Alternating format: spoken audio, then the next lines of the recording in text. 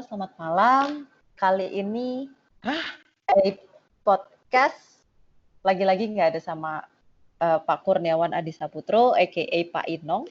Kali ini saya sama Guntur lagi dan ada pendatang baru yang sebenarnya kita kenal juga udah lama, yaitu Arin Ardani. Mana Arin? Arin Oh, wow. Arin ini apa ya? Aku ngenalin latar belakang kamu dulu ya, Arin. Oke. Arin ini S1 DKV, dia mempunyai latar belakang pendidikannya desain komunikasi visual, sampai S2-nya juga DKV, desain, dan sekarang mengajar juga di DKV di kampus di Jakarta, ya, Fakultas Desain gitu. Kali ini sebenarnya ini ada, mungkin aku bilangnya pembahasan titipan atau PR dari Pak Inong sih ya sebenarnya. Pak Inong emang suka ngerjain Pak Inong ya? Iya gitu. Kayak merasa kita masih mahasiswanya dia ya. Jadi pembahasannya awalnya agak cukup berat sih. Awalnya adalah kita ingin menanggapi isu atau fenomena new normal yang digadang-gadang oleh entah pemerintah Indonesia ataupun global gitu.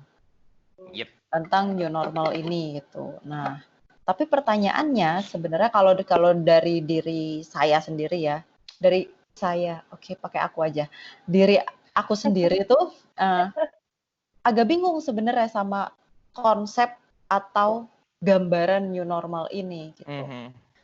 Satu yang menjadi pertanyaanku adalah emang yang normal dulu tuh seperti apa, terus yang new normal sekarang seperti apa gitu.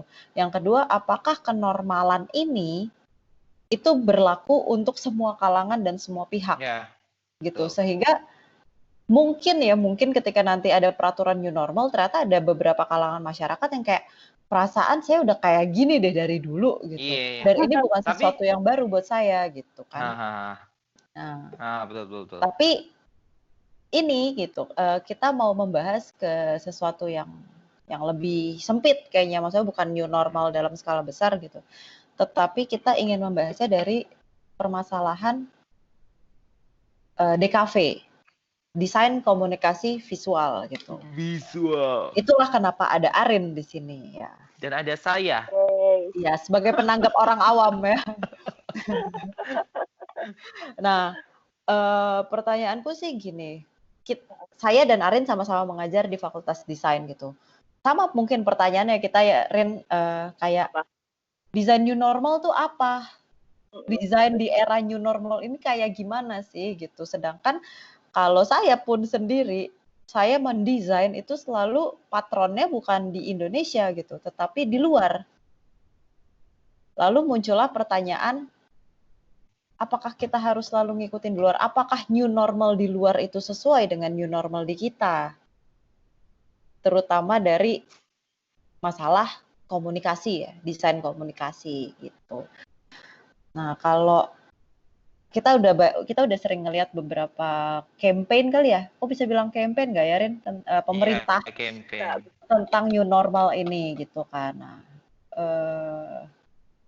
aku nggak tahu, ini kan aku punya dua sudut pandang nih. Satu dari sudut pandang Guntur yang ya dia di bidang apa tuh, manajemen artis, branding juga iya gitu.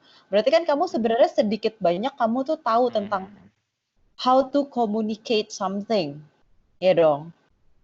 Nah, aku pengen tahu sih sudut pandang tentang fenomena new normal, terutama tentang penyuluhan gitu. Kalau di Indonesia kan bilangnya penyuluhan tentang new normal ini gimana? Gitu ya? Yes, gitu. Dan mungkin kalau dilihat dari sudut pandang seorang desainer gitu, Arin, desainer komunikasi visual gitu, itu seperti apa gitu. Oke. Dulu ya, karena kan aku ini kan bagian kalian ya. Oh, kamu ntar. Ini kan bagian kalian. Jadi kalau misalnya aku lihat new normal, tagline new normal itu, kalau new normalnya di Indonesia itu adalah di mana kita keluar itu harus pakai masker, bener kan? Seolah-olah seperti itu campaign yang aku terima gitu. Di luar harus pakai masker, kita juga harus harus jaga jarak dan harus itu aja sih sebenarnya, jaga jarak sama pakai masker. New normalnya di Indonesia kan seperti itu. Sedangkan kalau misalnya kita lihat di Jepang, itu semuanya tiap hari udah pakai masker. Masalah ada virus atau nggak ada virus, temanku ada di Jepang tinggal di sana itu pakai masker terus dia juga nggak terus dempet-dempetan juga di jalanan gitu. Emang kayaknya kok misalnya yang ngomong new normal itu new normal untuk Asia, nggak tahu untuk global atau Indonesia. Tagline yang ada di buat Indonesia itu new normal itu menurutku untuk pakai masker dan untuk jaga jarak. Nah, selain itu, menurutku campaign-nya itu juga tidak sampai ke masyarakat itu secara ini ya, fokus gitu di masyarakat. Jadi intinya pakai masker, terus jaga jarak, tapi ajarkan untuk jaga kebersihan. Gimana ya? Baru campaign akhir-akhir ini ya kayak gitu. Nah, terus menurutku new normal itu seharusnya seperti apa? Seharusnya itu campaign-nya seperti apa gitu. Nah, ya, oke. Berarti kan gitu dah. New normal harus aku nangkapnya bahwa Guntur bertanya seperti apa sih seharusnya new normal ini gitu. Karena yang dia tahu ya new normal di Indonesia cuma pakai masker sama jaga jarak gitu. Mentok jaga kebersihan. Iya. Nah, sebenarnya ya mungkin nggak semua orang juga yang selama ini sejorok itu gitu loh. Maksudku mungkin ada aja orang yang dari dulu sudah seperti itu, entah bawa hand sanitizer tiap hari dan segala macam gitu. Nah, pengen nanya deh sama Arin gitu. Ini mungkin salah satu kesulitannya pemerintah atau siapapun ya menurutku untuk berbicara kepada orang banyak dengan sangat amat banyak lapisan kalangan gitu. Kalau misalnya di komunikasi kan, dulu ingat juga Pak Inong ketika awal-awal kuliah kan selalu nanya dulu nih gitu. Pengertian kalian tentang metode penelitian itu dari skala 1 sampai 10 tuh berapa biar saya menyesuaikan kata-kata saya, menyesuaikan. Nah, itu kan sebenarnya kan konsep dasar dari komunikasi ya. Bahwa kita tahu dulu nih siapa yang kita ajak ngomong gitu. Nah, kalau misalnya dilihat dari kacamata desain nih Rin. Campaign atau penyuluhan atau pengenalan tentang new normal pemerintah atau siapapun deh yang ada di media gitu. Itu menurutmu gimana sih gitu? Karena itu salah satu kesulitan ya karena Indonesia punya banyak banget lapisan bahasa daerah juga terutama gitu. Oke, jadi aku cerita dulu panjangnya dari awal nggak apa-apa ya biar kita tahu konteks. Jadi dari awal tuh salahnya pemerintah tuh gini. Aku ngelihat kan komunikasi tentang berita tentang corona itu kan cepet banget ya. Jadi terutama kalau di platform Instagram atau Facebook kan kalau tiap kali orang repost pasti dia akan ke bawah. Jadi kayak informasi itu bakal berganti 5 menit sekali gitu. Nah pemerintah itu salahnya adalah mereka nggak punya tim yang siap untuk gerak cepat. Jadi kayak mereka kayak ada banyak birokrasinya. Jadi kayak pesan desain ke A, terus A harus ngasih ke B ke C gede gitu. Pokoknya panjang gitu lah. Sedangkan kita harus butuh cepat yang bisa nge-blast, butuh bener-bener. Pokoknya kecepatan itu adalah kunci lah gitu untuk di campaign ini. Nah, kebetulan aku salah satu orang yang offline ya, aku agak cerita. Tapi aku nggak sebut merek juga, cuman aku salah satu. Jadi ada Pemda salah satu provinsi yang buka kayak opening. Siapa desainer yang mau bantu untuk bikin infografis, campaign ini gitu. Tapi kayak semua orang itu oke, aku siap ready buat bantu gitu. Tapi akhirnya mereka melakukan proses seleksi yang nggak penting gitu. Maksudnya kenapa harus diseleksi gitu ketika semua orang pengen bantu, pengen turun tangan gitu. Kenapa harus ada proses seleksi lagi gitu. Dan ujung-ujungnya biar kalau misalkan desainer yang agak dalam tanda kutip kurang baik gitu, akhirnya nggak membuat citra Pemda ini jelek gitu kan. Menurutku itu eh, estetika balik buruknya desain itu penting gitu untuk mengkomunikasikan kayak jangan keluar rumah dulu ya, kamu di rumah dulu. Itu kan cuma kita bentuk tulisan aja, yang penting semua orang bisa desain, semua orang bisa nge-blast, semua orang bisa kayak mengkomunikasikan pesan itu gitu, nggak perlu desain yang bagus-bagus amat gitu. Kan yang penting message-nya dapat gitu. Tapi mereka Ya, betul. membuang-buang waktu di kayak seleksi dan yang nggak penting gitu. Akhirnya orang yang sudah terseleksi pun akhirnya fokus sama satu, karena mereka orangnya sedikit gitu ya, akhirnya mereka overload, akhirnya fokusnya ke satu orang, satu lapisan aja gitu. Jadi nggak bisa ke lapisan 2, 3, 4, 5 gitu, nggak bisa, karena mereka udah fokus ke orang yang usernya Instagram doang, misalkan usernya Oke. Facebook doang. Sebelum lanjut, aku boleh nanya nggak? Oke, boleh. Seleksinya itu berupa apa ya, Rin? Terus takaran atau ukuran desainer yang baik atau tidak untuk merepresentasikan sebuah organisasi tersebut itu apa? Dalam kasus kamu tadi ya? Kasus aku tuh seleksinya bener-bener ngirim CV gitu ya. CV yang bentuknya infografis. Bener-bener harus yang ada data gitu. Terus pokoknya infografis apapun gitu. CV-nya bentuknya itu.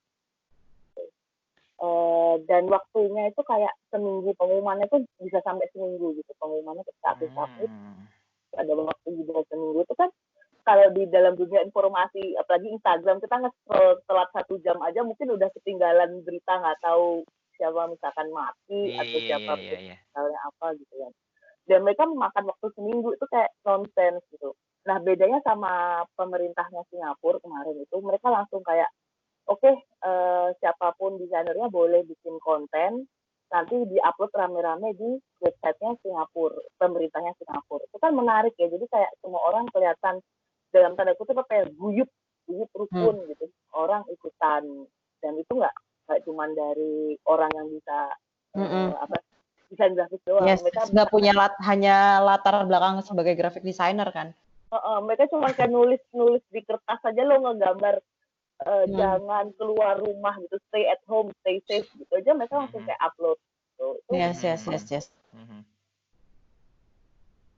Terus itu yang pertama. Jadi kayak desainernya Pemda ini tuh kayak, oke, aku akan membuat konten, kan mereka harus ditanyain. Pertama tuh kayak, kamu akan menyebarkan komunikasi ini di mana? Di Instagram sama Facebook. Kan otomatis jawabannya kayak gitu. Akhirnya mereka membuat desain yang orientasinya untuk user-user Instagram sama Facebook gitu. Tapi mereka nggak mikir user-user yang kayak nggak pakai Instagram, nggak pakai Facebook gitu. Misalkan Twitter gitu. Kalau misalkan akhirnya Twitter gimana? Berupa teks kah? Berupa gambar kah? Atau apakah? Terus misalkan kalau yang kayak cuman pedagang-pedagang pasar gitu, akhirnya mereka nggak mikir. Jadi mereka mikirnya benar-benar cuman yang user Instagram sama Facebook doang gitu. Itu salahnya. Ya, berarti campaign yang ada saat ini itu memang cuma menyasar satu kalangan tertentu ya. Nah, kayak mungkin aku juga setuju. Arin kan fokusnya ke media, tentang ngeblas melalui media gitu. Dimana hanya fokus kepada orang-orang pengguna sosial media kayak Instagram, Twitter, Instagram doang kali ya mungkin ya, Rin. Nah, kalau aku tuh sempat punya fokus juga sebenarnya. Tapi bukan tentang medianya, tetapi tentang bahasa. Karena tadi aku bilang kan bahwa Indonesia punya banyak banget culture gitu, punya banyak banget bahasa. Salah satu yang kalau nggak salah itu sempet jadi agak viral sih gitu di sosmed, di beberapa postingan, bahwa orang-orang yang nggak bisa bahasa Inggris itu nggak ngerti maksudnya new normal tuh apa, nggak ngerti yang maksudnya kayak hand sanitizer tuh apa, nggak ngerti yang segala macem gitu. Nah itu menurutku juga salah satu problem komunikasi, mungkin tidak di visual, tetapi itu menjadi salah satu unsur penting dalam komunikasi, yaitu bahasa. Gitu. Bener nggak? Emang susah sih. Tapi anyway gini juga, sebagai awam aku tuh message-nya dari pemerintah, campaign-nya itu nggak nyampe menurutku. Kalau di kamu nggak nyampenya itu kenapa, Tur? Jadi gini, nggak nyampe-nya itu tadi dari awal tadi aku sebenarnya mau ngomong itu, nggak nyampe-nya itu adalah orang-orang itu taunya stay at home, terus pakai masker gitu loh. Pakai masker, stay at home gitu loh. Kenapa yang di campaign itu cuma itu aja? Padahal kan banyak sekali hal yang perlu disampaikan juga gitu loh. Semisal? Kenapa misalnya gini? Jadi akhirnya orang kan penerimaannya itu tidak semuanya sama nih. Oke, ibaratnya cuci tangan gitu ya misalnya, cuci tangan itu penting gitu. Terus nggak perlu misalnya ya, kan kamu ada juga yang viral ke supermarket pakai APD yang seharusnya itu nonsens gitu loh. Itu nggak tahu akibat message yang salah, mungkin karena di sini itu message-nya adalah corona itu memang berbahaya sekali gitu. Corona itu menakutkan sekali dan kalian bisa mati karena corona dan bla bla bla bla bla. Akhirnya kan memang orang-orang yang dia tidak bisa berpikir jernih, dia pilih belanja pakai APD. Dan bayangkan belanja pakai APD gitu kan nonsens gitu. Nah, maksudku ada banyak hal yang sebenarnya itu perlu di campaign lagi gitu loh, selain pakai masker dan jaga jarak dan stay at home gitu loh. Misalnya sebenarnya kita bisa melakukan di luar dan ada protokol-protokol tertentu yang seharusnya bisa kita lakukan gitu. Ada prosedur tertentu yang seharusnya bisa kita lakukan dan aman gitu loh. Nggak tahu caranya menyampaikan seperti apa, aku nggak tahu gitu. Mungkin itu caranya orang desain komunikasi. Nah, itu juga lucu gitu. sih, Rin. Itu menurutku juga lucu karena sebagai aku dulu mantan copywriter gitu ya.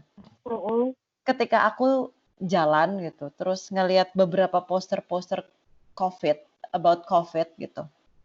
Itu aku sempat mikir, kenapa ya poster-poster yang ada di Indonesia itu cenderung menakut-nakuti. Ya. Ya kayak yang tadi Guntur bilang gitu. Aku setuju bahwa COVID itu berbahaya gitu. Tetapi sepertinya ada cara komunikasi yang jauh lebih efektif atau jauh lebih mempunyai solusi ketimbang jangan mudik atau mati gitu kan.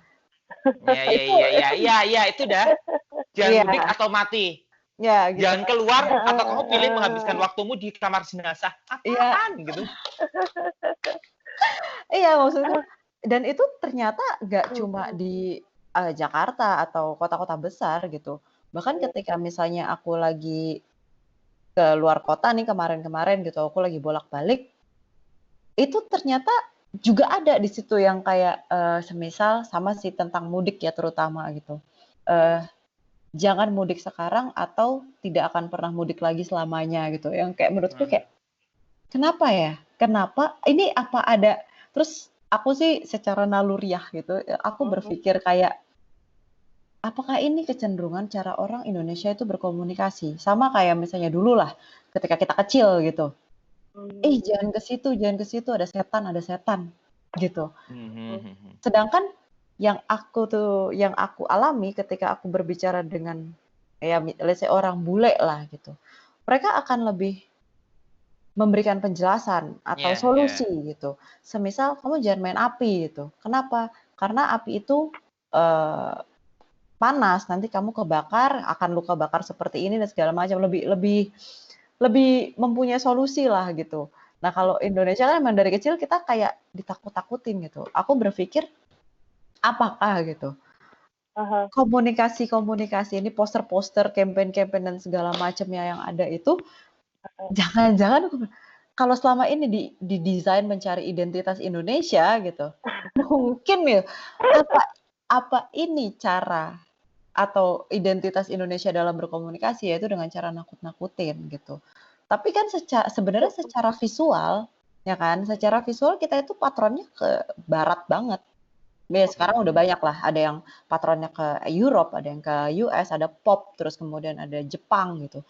Tapi yang lucu adalah ketika kita menulis copy, ketika kita menulis kata-kata, kalimat dalam komunikasi, itu kecenderungan untuk nakut-nakutin kenapa besar ya gitu. Kenapa ya masih ada di kita? Padahal desainnya udah keren banget, tapi perkara kita menulis sesuatu untuk berkomunikasi itu susah. Karena seperti yang kita tahu juga eh, tidak mudah loh membuat sebuah gambar yang berbicara seutuhnya. Itu nggak mudah gitu.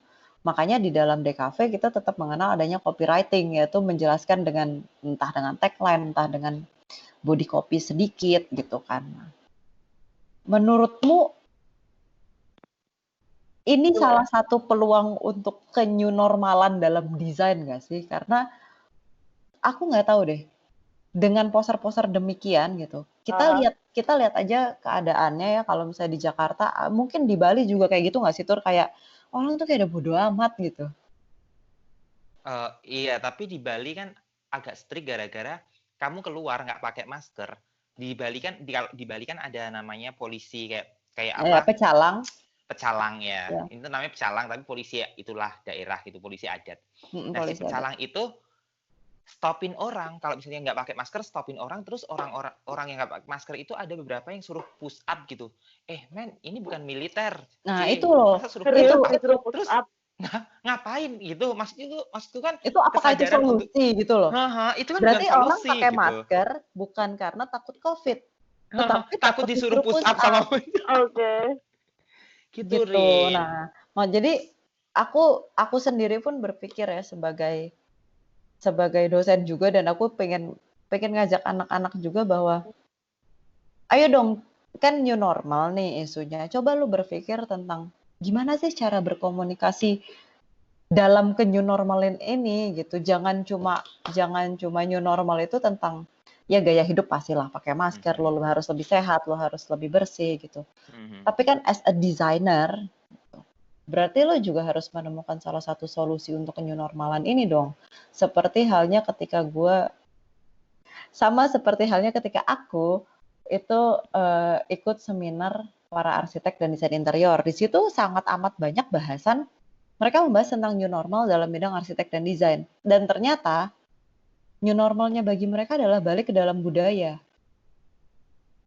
Yang ketika dulu kita mengenal arsitek rumah-rumah zaman dulu itu ada 2 pintu, pintu dari dapur dan pintu dari depan. Pintu dari dapur itu langsung ke kamar mandi, langsung ada tempat basuh, cuci tangan dan segala macam gitu. Dan itu kan yang digadang-gadang sama pemerintah campaign tentang itu gitu. Nah, kalau dalam desain sendiri menurut Arin tuh gimana sih Rin dalam menanggapi isu new normal? Masa dalam desain komunikasi visual kita gak ada apa-apa gitu, kayak ya udah sama aja gitu. Gak ada sesuatu yang baru. Agak berat sih, karena kan kita tuh sebetulnya sebelum new normal itu kan ada normal lagi. Jadi sebetulnya new normal kita tuh kan sebenarnya new normal. Jadi waktu kita di karantina itu kan sebenarnya new normal buat kita. Yes, terus kita keluar ini tuh jadi new normal lagi gitu. Yes. Jadi kita belum selesai transisi. Menurutku kita belum selesai transisi karantina kemarin. Terus habis itu disuruh keluar untuk transisi yang baru. Ya lumayan banyak sih perubahan desainnya. Kayak misalkan kita keluar aja deh perubahan desain. Biasanya kita kalau cuma pakai baju, ya cuma bawa dompet cukup gitu ya. Sekarang yang biasanya orang-orang yang biasanya cuma bawa dompet doang, akhirnya nggak perlu bawa tas, tenteng hanya untuk khusus hand sanitizer, sabun cuci, bla bla bla bla gitu. Akhirnya mungkin akan banyak perubahan desain yang benar-benar mengakomodasi kebutuhan kita gitu loh.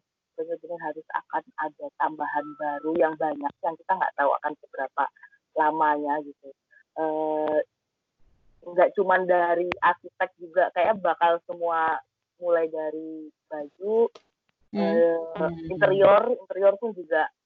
Kalau yang dari kafe, kalau dari komunikasi itu jelas kita udah nggak bisa apa sih namanya, nggak bisa kerja yang lambat kalau dari komunikasi visual ya. Kalau dari komunikasi visual itu kayak akhirnya semua orang ngedesain tuh mungkin bakal udah nggak pakai software yang sekarang gitu. Akhirnya mungkin orang-orang prefer pada pilih software yang cepet, yang templatean gitu, yang ada di handphone gitu sengaja. Ada di handphone yang langsung bisa jangan kesini loh. Nah, ya balik lagi jangan gitu ya. ya aku tadi sebenarnya mau ngomentarin sedikit sih tentang yang kenapa sih yang negatif itu kita tuh kok budayanya Ya, komunikasinya takut-takutin. gitu. Karena tuh sebetulnya kalau kita tarik panjang banget gitu, kita kan benar-benar dijajah itu kan dari 350 tahun ya. Jadi ya udah itu cara komunikasi orang buat kita bergerak ya cuma dengan ketakutan gitu. Ya kan kita kan apa-apa ditakutin gitu. Penjajah pengennya kita takut terus. Akhirnya kita nakutin anak kita biar aman gitu. Anak-anaknya turun lagi. Honestly itu mungkin kita nggak sadarin juga ya nggak sih? Tapi ternyata cara berkomunikasi kita yang seperti itu tuh ternyata ya nggak tahu bisa bilang culture apa nggak, tapi rasanya kalau dibilang culture kayak agak menyedihkan aja sih. Masa iya kita tidak mau merubah cara itu gitu. Nah, ada sih penelitian yang udah bandingin mereka menggunakan ketakutan sama menggunakan kebahagiaan. Sebetulnya ternyata bedanya nggak jauh-jauh banget. Tergantung sama kita konteksnya ngomongnya apa, terus ngomongnya ke siapa, konteksnya apa gitu. Jadi kalau misalkan emang dengan menggunakan ketakutan itu mungkin nggak ngefek ke kita gitu ya. Tapi mungkin ngefek ke kayak misalkan tukang ojek, mungkin ke buat jamu gitu misalkan. Jadi mungkin kita mikirnya kayak ngapain sih kita kok ditakut-takutin mulu. Tapi mungkin buat teman-teman di sana yang nggak pada pakai handphone gitu, mungkin menggunakan kata-kata itu tuh lebih efektif gitu. Tapi emang jahat sih jadinya akhirnya kebentuk jadi dua kelas yang berbeda gitu. Kelas yang happy, kelas yang happy go lucky sama kelas yang kelas yang ditakut-takutin yang jahat-jahat gitu. Iya, betul. Tapi menarik sih yang tadi Arin bilang tentang perubahan komunikasi terutama sebagai desainer ya, menggunakan software atau aplikasi yang berbeda. Karena kalau kata Arin, ternyata sekarang desainer dituntut untuk kita sudah bekerja cepat ya rasanya ya Rin, tapi ternyata karena COVID dan pandemik ini kita kayak ternyata kamu kurang cepat selama ini gitu. Karena kita benar-benar gak ada yang tahu besok itu kayak gimana, bakal ada berita apa lagi besok dan kita dituntut untuk cepat bikin desain dan langsung di-post di sosmed gitu ya. Tapi mungkin itu lagi fase ini ya, fase kan kayak yang tadi kita sempat bahas itu kayak fase desain sama fase taste gitu ya. Iya. Kita lagi ada di fase desain, jadi fase yang orang mikir estetika tuh kayak nggak penting gitu. Yang penting jadi fungsional ya. Taste-nya belum masih fungsional. Benar. Nah sebetulnya new normal ini tuh udah mulai masuk ke taste sih. Jadi yang kemarin yang kita masih di fase karantina itu bener-bener udah nggak mikirin sama sekali taste. Nah yang sekarang ini udah mulai nih, udah agak mereda, udah kita bisa ada grafis sudah ada lapas lega gitu ya. Udah masih bisa nambah-nambahin desain sedikit-sedikit yang bagus, yang enak dilihat.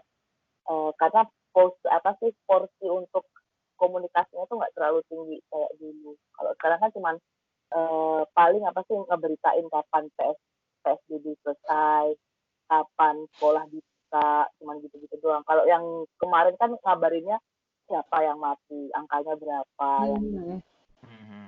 mainan angka lebih mainan orang yang nggak gambar tuh nggak penting, yang penting gue tahu keluarga gue tuh selamat apa nggak, yang kayak gitu loh. Esensinya benar-benar turun ke esensi yang di mana penyakitnya, gue di situ apa enggak yang gitu. Kalau yang sekarang tuh kayak udah mulai turun kayak mana aja sih yang kota-kota yang kena gitu, mau dong lihat dong warnanya apa aja. Nah itu udah mulai mikir warna, udah mulai mikir yang lainnya gitu. Itu maksudnya taste-nya udah mulai geser lah, udah nggak cuma desain doang, tapi udah mulai. Berarti sama kayak misalnya masker ya, contoh kecilnya ya. Dulu kan masker kayak udah deh masker kesehatan yang warnanya biru putih itu udah pokoknya gue punya masker gitu. Tapi kan sekarang udah mulai banyak masker dari kain lurik lah, masker dari segala macam gitu, gambar-gambar gitu. Itu aku aku meneliti tentang masker Tritex, kalau kalian tahu Tritex yang pabrik di Solo itu, pabrikan di Solo itu mereka CSR-nya itu bikin masker massal dulu. Dia yang pertama yang bikin masker massal selain masker medis. Itu tuh intake-nya banyak banget tuh di bulan pertama tuh kayak semua orang harus beli aja Sritek. Nggak peduli dia tuh cuma Sritek. polos doang gitu. Putih polos Ya, doang ya, yang nggak ada desainnya, yang penting gue punya masker yang bisa dicuci. Terus akhirnya minggu berikutnya, ini bukan bicara bulan ya, bicara minggu aja. Bicara minggu berikutnya tuh mereka bener-bener salesnya tuh turun. Gue tuh ngelihat dari Instagram, karena kan kalau yang marketing toolsnya Instagram kan kita bisa masukin ID, misalkan ID Instagramnya Sritek, terus kita lihat reach-nya berapa, impression-nya berapa gitu kan. Itu tuh bener-bener turunnya tuh turun drastis, karena orang-orang udah kayak, oh oke, gue udah punya Sritek nih, gue cari masker yang lebih cute gitu. Kayak yang biasanya tuh udah ada gitu. Di situ yang tadi Arin bilang, perubahan dari fungsional menuju taste ya. Sekarang udah taste-nya udah ada gitu ya. Ya. Yang dulu face shield-nya cuman kayak Mika doang, terus ini cuma sekarang mulai ya. Ada brandnya LV gitu. Masker untuk Indonesia itu juga kayak ya udah, gue pakai masker tuh cuman untuk ini aja, fashion doang gitu. Kayak takutnya tuh mungkin juga udah berkurang gitu ya, udah mereka udah nggak panik baju. Iya benar. Tahu mana yang do and don't gitu. Mungkin campaign-nya juga udah bekerja gitu ya. Akhirnya mereka oke, gue akan pakai ini aman-aman aja kok gitu. Yang masker tipis-tipis tapi cute gitu, aman-aman aja kok yang gitu. Berarti kan sebenarnya kayak kalau kita ngomongin tentang campaign-nya pemerintah ya, yang dari awal nakut-nakutin banget gitu tuh. Berarti ini akan ada kecenderungan campaign-nya pemerintah, mungkin kan yang tadi nakut-nakutin itu bersifatnya fungsional. Kita butuh campaign cepet yang bisa diturutin sama orang gitu. Ya kita harus pakai yang nakut-nakutin. Nah, berarti seiring berjalannya waktu dan orang-orang kayak udah masyarakat banyak down gitu. Iya gitu, masyarakat kayak udah juga mulai bosan kayaknya kan di lockdown, jadi mulai cari-cari kayak, aduh kalau gue mau keluar gue harus ngapain nih, gue harus pakai apa aja, mulai mengakali ya kan. Itu kan harus ada campaign lagi berarti kan? Nah iya, tapi kan kemungkinan berarti cara berkomunikasinya itu udah nggak yang nakut-nakutin lagi gitu, karena makin lama kayak orang tuh udah tahu fungsinya masker, orang udah tahu fungsinya hand sanitizer, fungsinya dan segala macam gitu. Berarti ada kemungkinan campaign selanjutnya adalah, kalau sekarang kayaknya kita udah lihat deh kayak kalau kalian mau keluar jangan lupa pakai ini, bawa ini gitu. Dan mungkin campaign selanjutnya lagi akan cenderung lebih, nggak tahu deh, tentang new normal, maksudnya tentang hidup new normal ini ya terutama gitu. Berarti akan lebih banyak campaign-campaign yang bersifat, mungkin kalau dari asumsiku ya, edukasi, benar. Edukasi. Iya, edukasi, terus campaign yang bersifat, intinya mengajak orang untuk hidup lebih baik lah. Kayak kita hidup di tengah. Maksudku gini juga loh, kenapa nggak dari awal itu campaign itu nggak edukasi gitu loh, nggak edukatif gitu loh. Maksudnya kayak memang kita kan berbicara soal fungsional ya. Tapi kan tadi kamu di bahasanmu adalah mengkelompokkan menjadi dua, yang buruk dan yang membahagiakan. Yang mencemaskan ya? Ya itu dah, yang mencemaskan sama yang membahagiakan. Kenapa nggak sekalian, emang nggak bisa tuh desain itu sekalian mengedukasi gitu? Karena kan sebenarnya kan kita butuh diedukasi gitu, nggak perlu untuk ditakut-takuti gitu loh. Diedukasi, oke, si COVID ini sebenarnya tuh seperti ini. Bahkan ada orang yang pakai face mask APD, sedangkan kan setauku COVID itu tidak bisa terbang di udara gitu kan. Kalau orang tahu kan, selama kita itu ngomongnya nggak nyembur-nyembur ludahnya kan aman gitu kan. Terus selama kita sampai rumah kita mandi, ganti baju, cuci segala macam. Ganti baju, cuci sampai pakai ini mandi aman gitu kan, Rin. Nah, kan tapi di campaign itu di desain-desain dan poster-poster yang beredar itu tidak seperti itu gitu loh. Kayaknya pokoknya kamu salaman sama orang COVID, mati. Udah gitu doang. Setahu kita seperti itu. Sedangkan tidak semua orang itu bisa mencerna apa yang beredar di media gitu loh.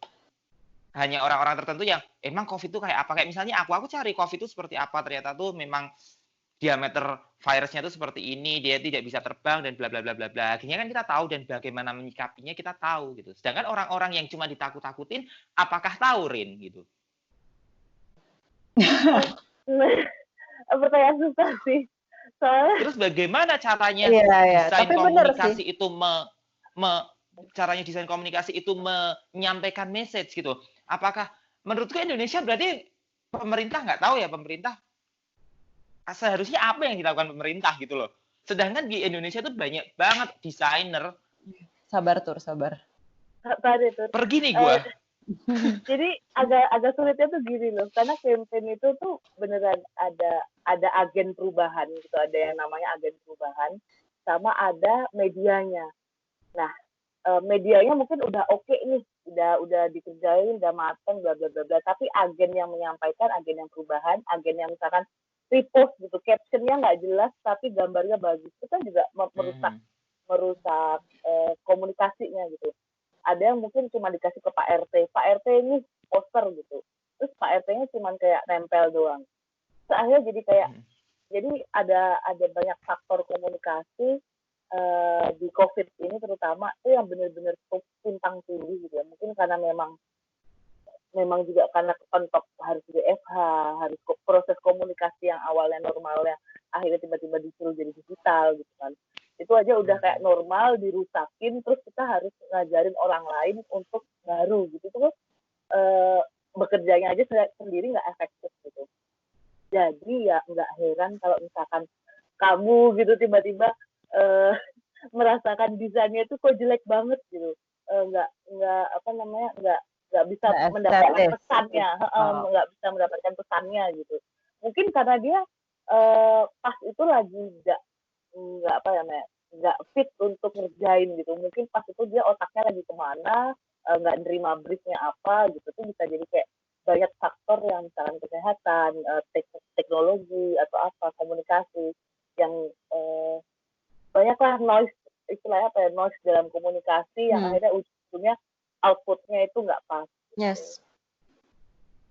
Akhirnya karena nggak ada yang ideal, jadi berusahanya tuh diperbaikinya dari kayak waktunya lah, mungkin lebih jelas, lebih teks aja kah, atau mungkin lebih kayak videonya siapa sih Bapak Menteri yang kesehatan itulah, pokoknya dia kadang oke lah daripada semua orang pada nggak satu channelnya, gue pidato aja lah di TV. Nah itu kan kayak langsung cutting the communication gitu, langsung kalau gue ngomong semuanya terpusat sama dia. Semuanya langsung gitu. Jadi kayak ya emang banyak lah perentil-perentilannya Tur yang bikin nggak ideal gitu ya. Iya, tapi mungkin aku mau nambahin sih Tur, kalau misalnya dari tanggapanmu ya, aku memakai kacamata aku sebagai graphic designer gitu. Ketika ada pandemi ini, terutama kita di Indonesia, sebenarnya kita totally don't know what it is gitu.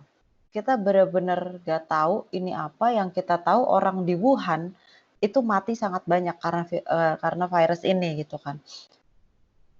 Ya satu-satunya tindakan preventif yang bisa pemerintah lakukan ya mungkin dengan menakuti itu dalam tanda kutip gitu. Jadi ya samalah ketika misalnya kita gitu, teman kita nyebrang terus tiba-tiba ada mobil, yang pertama kan kita lakukan adalah jangan nyebrang gitu kan, ya nakut-nakutin gitu.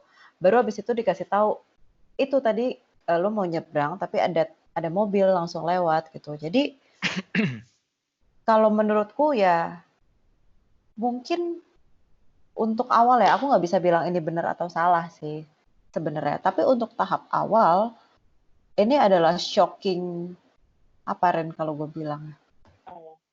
Shocking culture. No. Ini kayak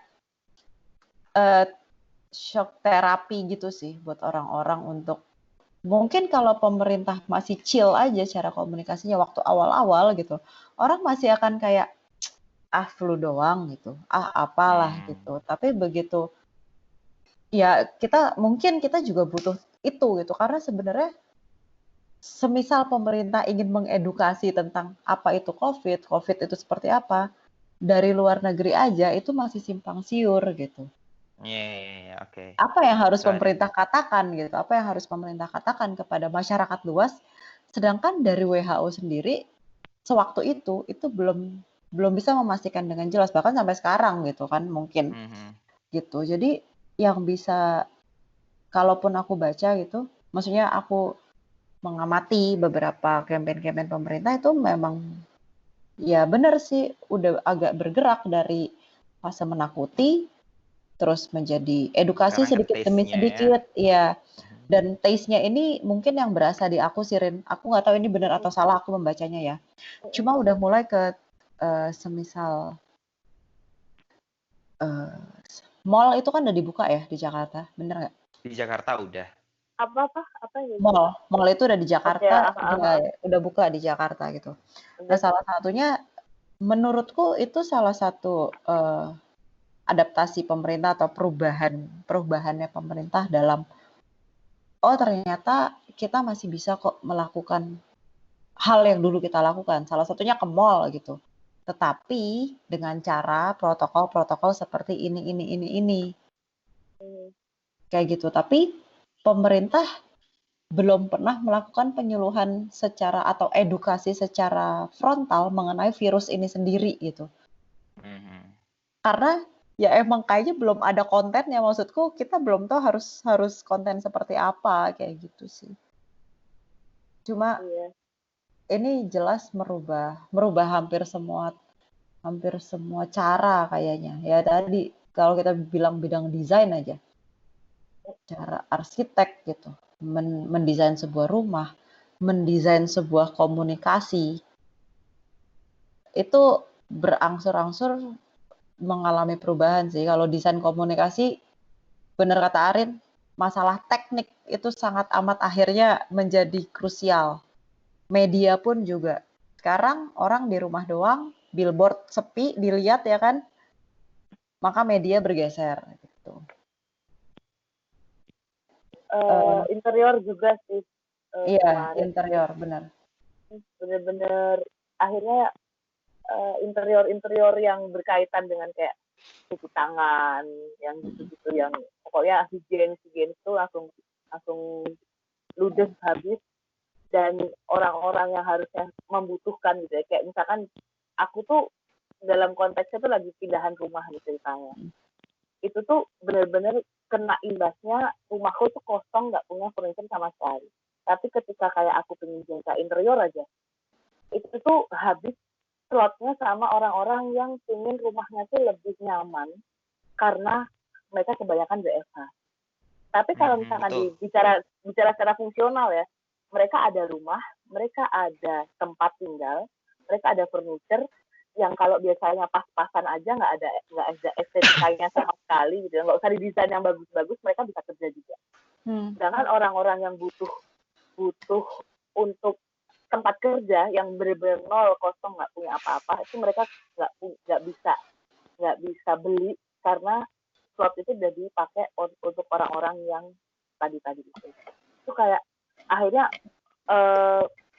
ya first come first serve sih, kayak ya udah pertarungannya tuh kayak gitu, kayak di rumah sakit aja deh, orang yang kayak beneran stroke sama orang yang corona, kayak rumah sakit udah penuh corona gitu, akhirnya orang-orang yang stroke lo nggak bisa compete sama orang-orang itu kayak gitu. Interior jadi kayak aduh gue antri nih dekorasi gitu, antri furniture gitu, tapi orang-orang juga udah ada yang banyak antri mbak gitu, tapi mereka udah punya kan, udah, terus buat apa beli lagi, kayak gitu loh, kayak orang-orang yang sebetulnya sangat membutuhkan tuh jadi nggak bisa gitu, dapet akan banyak fenomena kayak gitu sih selama normal ini.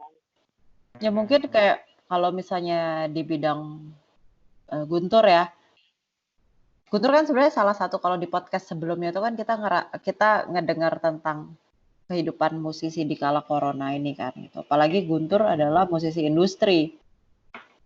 Berarti kan ini sangat berpengaruh banget tuh sama industrimu ya, musik gitu. Kamu nggak bisa lagi tuh jualan di masa COVID. Nggak bisa lagi jualan langsung nih kayak ibaratnya bisa, hard sell kamu main musik gitu kan. nggak Gitu. bisa. Ini kan berarti juga ngubah cara komunikasi kamu berjualan kepada Iya, para pendengarmu, kepada para penontonmu kan gitu. iya, Berarti dari segi media pun kamu udah harus mikirin juga gitu. iya. Tapi sekarang apa pentingnya sih musik? Apa pentingnya musik di kala Oh, COVID bagimu gitu ya? seperti ini? Bagimu gitu ya? Maksudnya kamu Iyalah. merasa kamu dipandang seperti itu di tengah masyarakat? Iya, kita lihat aja fenomenanya. Apa pentingnya musik sekarang? Misalnya kamu mendingan pakai yang udah stok-stok yang udah ada. YouTube kan udah banyak. YouTube udah banyak musik, kamu cari apapun ada gitu. Terus di Spotify, dimanapun, di iTunes dan lain sebagainya itu udah ada semuanya. Ngapain kamu harus nonton musik berbayar gitu? Tiba-tiba online pula kan, bayar pula gitu, buat apa gitu? Si Guntur lagi tajir jadi dia nggak mau kerjaan. Enggak. Bukan. Gitu. Mendingan ini aja kan, mendingan juga beli masker gitu, mendingan juga beli bahan makanan gitu. Musik buat apa? Tapi kepikiran gini nggak sih Tur? Karena aku kan juga punya salah satu sahabat yang dia juga ngamen tuh musik kan. Dia sempat berpikir kayak gini ketika COVID ya. Gue bikin YouTube cover segala macam, Nggak bisa bikin nggak maksudnya bikin apapun ya I know tidak secepat itu untuk menjadi terkenal bahkan melalui YouTube ya gitu atau melalui sosmed, tidak secepat itu. Tapi dia akhirnya membuat strategi, dia nge-cover segala macam karena dia sudah tidak bisa ngamen, maka dia memindahkan media berjualan gitu ke dalam YouTube. Terus dia bilang kayak gini waktu itu, nabung deh gitu. Nabungnya tuh dalam hal nabung, kalau menurutku itu nabung marketingnya dia ya, nabung pemasarannya dia sendiri gitu ke dalam YouTube, agar nanti selesai COVID, orang di rumah doang, siapa tahu nonton video dia gitu, selesai COVID, dia bisa dapat kerjaan after COVID gitu. Jadi terus kalau aku langsung mikir gini sih Tur, apa ini cara marketing yang baru ya gitu, metode marketing yang baru, yaitu dengan kamu ngasih tester-tester melalui sosmed gitu. Abis itu dengan harapan, abis orang dengerin tester itu di sosmed, dia mau untuk undang kamu untuk ngamen. Untuk besok setelah kita boleh ini maksudnya kan. Pertama itu memang apa yang kita lakukan sebelum new normal pun memang kita melakukan seperti itu ya. Karena dengan digital itu lebih efektif, lebih gampang lah ya, lebih efisien. Kita nggak perlu bawa CD ya ibaratnya. Iya, tapi kan tidak semua orang pernah melakukan itu, kayak contohnya Indra. Iya karena ya mungkin kalau kita ngomongin nggak cuma makanya itu normal bagi siapa, new normal bagi siapa. Iya itu kalau untuk kalanganku kan itu normal gitu. Tapi untuk kalangan Indra mungkin dia perlu ngajar-ngajar yang caranya dia ngomong, mengajarkan kepada si paduan suara, mungkin perlu itu terus divideokan gitu, terus orang-orang nanti akan tahu, oh caranya seperti ini, mungkin bisa seperti itu. Karena kan kalau untuk guru-guru kan jarang banget untuk mempromosikan dirinya dengan cara digital gitu. Nah itu dia, berarti kan itu juga salah satu new normal untuk gitu, itu. dalam komunikasi juga gitu. Berarti kan intinya new normal itu kan sangat subjektif gitu ya. Yes gitu. Kayak itu tadi, desain dan taste dan bla itu. Iya ya, makanya kayak semisal aku sempat bekerja juga untuk sosmed gitu, tetapi jujur aku lebih nyaman bekerja untuk advertising ATL gitu, bikin iklan TV, TVC, bikin billboard gitu-gitu. Aku lebih nyaman itu gitu.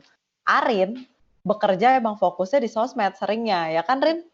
Iya. Kalau nggak salah. Nah, begitu ke new normalin ini, aku mau nggak mau dong freelance-nya jadinya sosmed. Justru yang banyak tuh yang sosmed kan, Iya.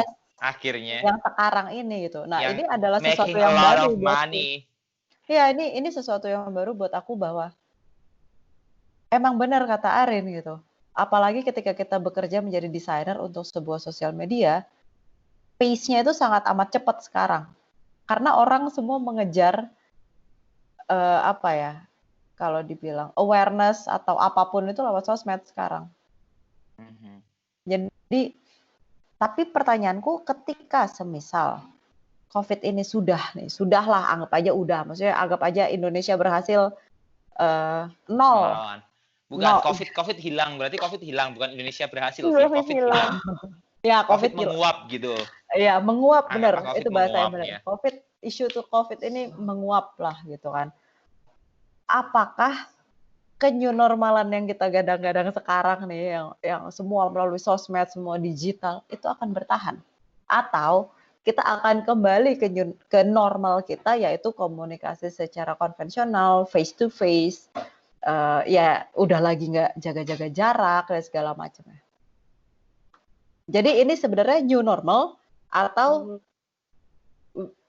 new normal dalam kurung for a while? For a while. For a while.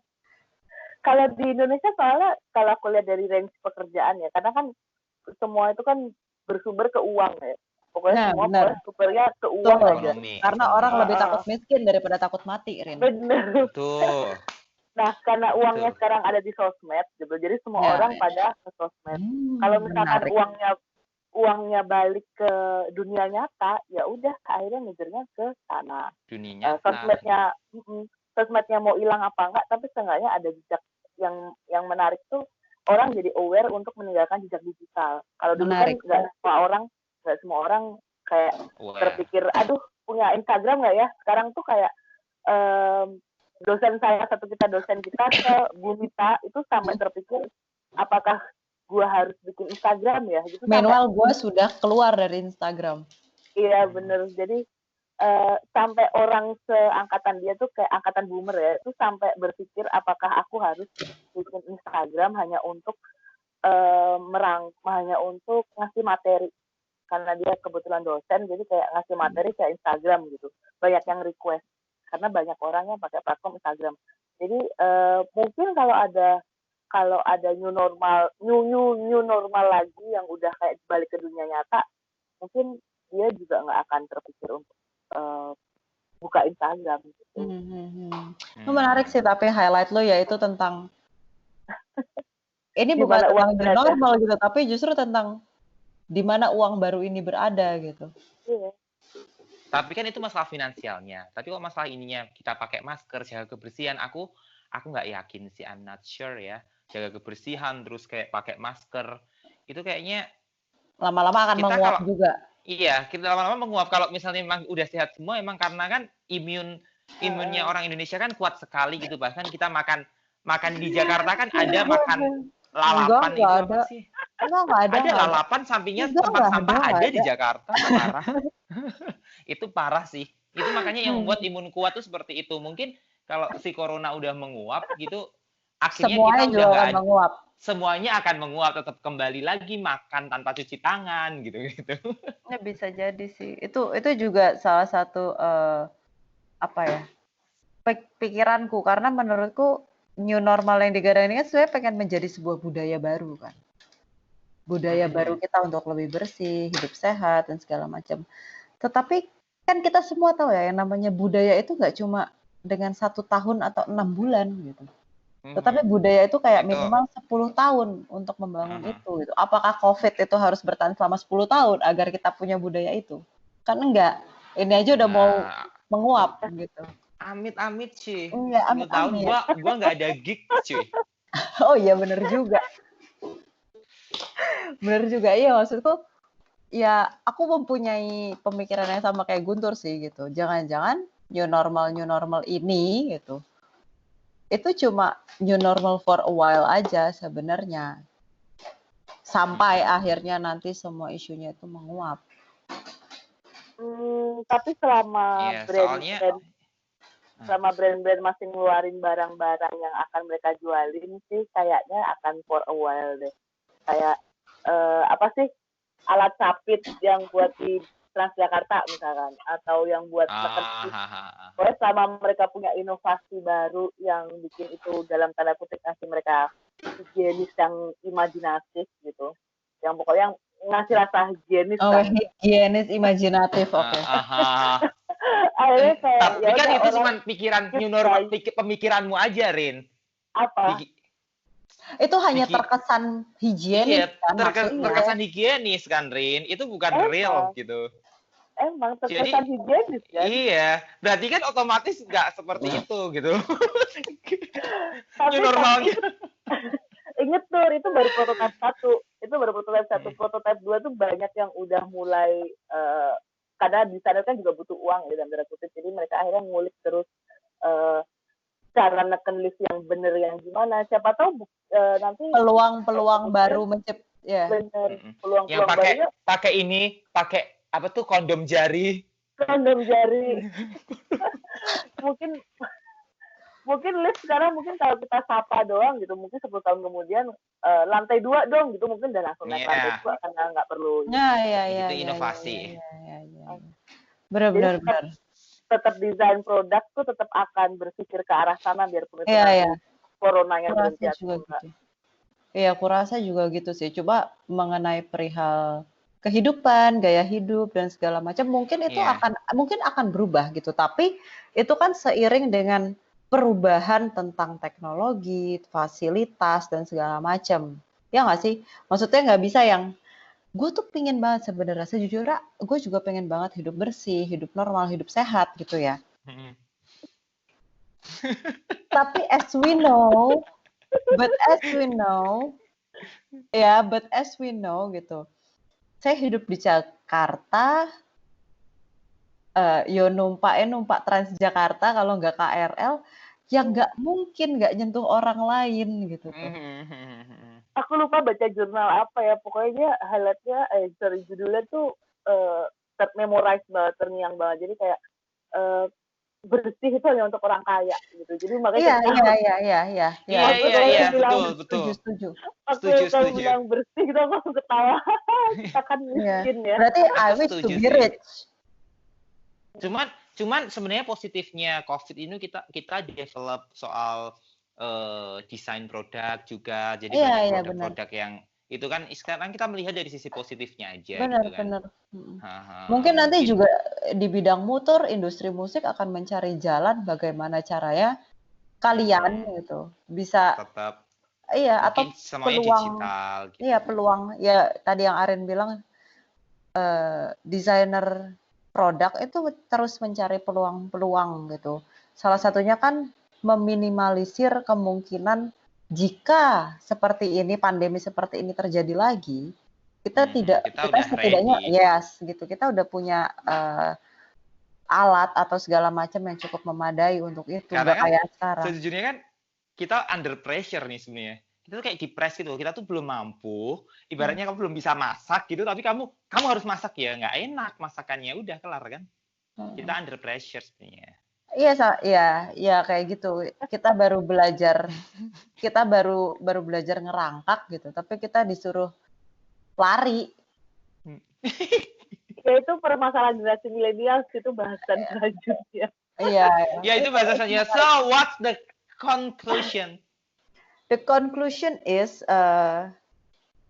yang pertama adalah new normal sebenarnya sangat subjektif ya kan. Tergantung. Semuanya tergantung. Maksudnya kita mau membahas new normal dari sisi mana nih gitu, dari permasalahan yang mana. Mungkin normal bagi Guntur tetapi tidak normal bagi Arin gitu. Dan sebaliknya. Ya kan? Itu semua sangat subjektif. Yang kedua new normal kita nggak bisa secepat ini gitu, nggak bisa hanya dalam waktu ini. Berapa bulan berarti semenjak COVID itu ada di Indonesia? Pokoknya sekitar 6 bulan. Aku di rumah 4 bulan aja lah. 4 bulan. Ya kita baru libur itu Februari, betul Rin? Iya betul. Ya sekitar 6 bulan lah. Ya 4 bulan. Kita yang libur pertama kali soalnya, aku sama Arin. Kampus kita libur pertama kali. Mulai LDR ya 4 bulan lah. Betul, ini podcast, gue nggak akan edit itu. Oke, 6 bulan lah gitu. Isu ke new normalan ini adalah 6 bulan. Dan yang pertama aku sadari bahwa new normal ini berhubungan dengan perubahan budaya. Tetapi perubahan budaya tidak bisa secepat 6 bulan tersebut. Maka yang bisa kita lakukan ya cuma kita berlatih terus dan ngingetin diri kita terus sendiri sih untuk menuju new normal yang sebenarnya, yang entah mungkin 15 tahun lagi, 10 tahun lagi gitu, sambil semua orang entah desainer, entah siapapun itu mencari apa ya? Mencari hal-hal yang tepat untuk new normal yang selanjutnya itu. Kayak misalnya tadi, mungkin aja lift suatu saat bisa nggak usah mencet, kita cuma tinggal ngomong gitu. Terus kita tidak harus menyentuh apapun, itu bisa kebuka sendiri gitu kan. Ya kayak di film-film series-seriesnya sih, kayak film seriesnya Black Mirror gitu loh. Black Mirror. Mungkin buka gitu. sendiri dia. Ya misalnya cuma pakai, sekarang kan handphone aja face recognition kan. Ya yang kayak gitu-gitu gitu kan, kita nggak ada yang tahu, dan seiring teknologi itu berkembang, maka pasti kebiasaan-kebiasaan kita juga apa ya, juga beradaptasi sama teknologi tersebut mau nggak mau gitu. Jadi ya new normal sekarang menurutku ya balik ke kata Guntur, baru sebatas tentang jaga jarak, bawa hand sanitizer dan pakai masker. Baru itu sih kalau aku gitu. Sedangkan sepertinya kita sendiri semua tidak ada yang pernah tahu new normal itu seperti apa dan normal yang dulu itu seperti apa juga gitu. Maka tiap hari untuk aku adalah new normal. Iya gitu. Ya kan? sama kayak daily aesthetic aja, setiap hari. Iya, daily aesthetic. Setiap hari itu nggak ada yang normal gitu. Iya. Unusual day sebenarnya, bukan usual day. Arin, conclusion-nya? Aku harus ngasih conclusion juga ya. Iya, nggak apa-apa. Mungkin ada pesan-pesan yang akan tidak disampaikan gitu. Sebetulnya lucu sih, karena kayak mau ngomongin new normal sendiri aja, aku emang sangat strict sama self quarantine ya. Jadi aku tuh belum keluar dalam like 3 minggu gitu. Keluar terakhir tuh mungkin kayak sebulan yang lalu ada kali. Jadi kayak mau ngomentarin banyak tentang new normal gitu, sedangkan aku sendiri nggak menjalani kayak bekerja di tempat yang baru. Saya bekerja keluar pakai masker, pakai face shield, pakai yang jaga jarak itu kayak belum gitu. Jadi kayak lucu aja. Ya, tapi lucu sih, by the way, Arin ini emang bener Tur, orang yang paling strict tentang peraturan pemerintah. Kayak amazing sih. Kayak lu tahu, aku itu kan nggak betah ya ada di rumah gitu. Kayak dulu kita di Jogja aja di kosan, baru kayak 5 menit di kosan kayak langsung bosan, Guntur gimana gitu. Iya gitu kan. Sedangkan Arin ini bener-bener yang rumah kita deket banget Tur. Rumah kita literally deket seperti kayak kosan kita dulu. Nah, deket banget. Rumah aku dan Arin itu sedekat itu gitu. Bisa jalan kaki. Tapi dia tuh cuma mau keluar ketika aku ajak dia ke belanja bulanan. Ya ampun. Dan ketika aku ajak dia untuk, yuk kita gokar bareng, nggak mau kan nggak boleh sebelah-sebelahan. Hell. Dan akhirnya tapi untung dia mau. Amazing sih. Dia nggak mau, dia bahkan nggak mau salaman sama aku dulu. Gue maksudnya tahu track record kesehatan gue, jadi gue tahu banget kalau misalkan ya. Ya itu berhubungan sama track record kesehatan Arin sih. Maksudnya bener, semua orang harus tahu tentang diri dia, jadi harus jaga.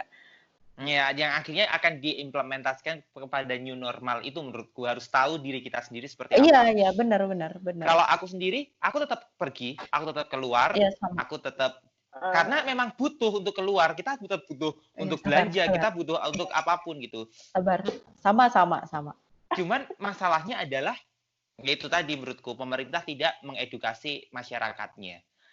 Itu aja. Jadi kayak ibaratnya pakai masker, jaga jarak dan bla bla bla gitu loh. Karena yang kita tahu adalah yang kita tahu adalah keluar rumah adalah mati. Ya, pokoknya keluar rumah mati. Iya.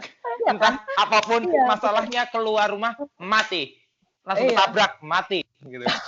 Ya, pokoknya itu masalahnya. Padahal sebenarnya bukan seperti itu gitu loh. Padahal kan sebenarnya pengennya kan adalah keluar rumah, terus tetap jaga protokol kesehatan, jaga kebersihan, balik tetap bersih gitu-gitu aja. Jadi mungkin nggak tahu itu untuk desain komunikasi, nggak tahu cara komunikasinya seperti apa. Intinya saya sebagai orang awam nggak tahu sebenarnya pesannya apa dari pemerintah gitu. Padahal sebenarnya orang DKV di Indonesia keren-keren banyak banget gitu, cuman nggak tahu sih Apa sih masalahnya? Ya Dia mungkin kalau masalah desain visualnya sih aku nggak pernah ada masalah ya, cuma masalah kontennya sih sebenarnya. iya masalah apa ya, komunikasinya sih, Iya masalah iya benar. cara mengkomunikasinya itu loh, Rin. Iya. Itu, Rin. Jadi Iya. kayak kamu yang Seakan-akan dihakimi Arin ya, Arin ya. kasihan. Angguk-angguk aja Kayak lah. Arin yang dihakimi. Iya, itu sih. Jadi Oke, then apa tuh? finish or not. Tapi ya kayaknya podcast kali ini paling segini aja. Kita nggak terlalu lama kali ini karena ini Enggak, PR yang cukup berat dari Pak Inong sih. Iya, ini Menurutku cukup berat sih pribadi. Pak Inong. Jadi kayak PR kemana-mana gitu. sama Pak Inong. Dari Pak Inong ini cukup berat PR-nya dan kita bisa membaca PR yang dikasih Pak Inong ini dengan sudut pandang seperti ini gitu ya. Iya. Kita nggak tahu kalau misalnya yang lain yang mendengarkan gitu punya pandangan lain, ya nggak masalah juga, silakan gitu. Share-share yang lainnya bisa di komen gitu. Iya gitu. Jadi paling itu aja podcast hari ini. Terima kasih yang sudah mendengarkan. Makasih Guntur, makasih Arin. See you. Sampai jumpa di podcast selanjutnya. Dah. Yuk, recordnya dimatiin. Iya, belum.